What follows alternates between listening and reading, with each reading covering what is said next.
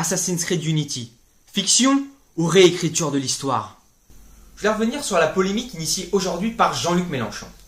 Le leader du parti de gauche a accusé le jeu vidéo Assassin's Creed Unity d'Ubisoft, dont l'action se déroule durant la Révolution française, de faire de la propagande.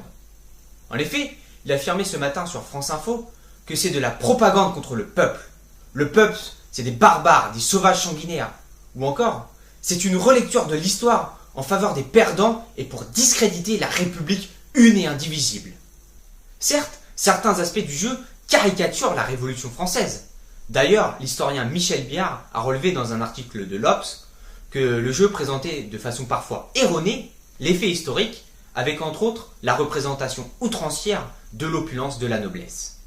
Néanmoins, il faut rappeler à M. Mélenchon que ce jeu reste une fiction et que c'est aux joueurs eux-mêmes de faire la part des choses.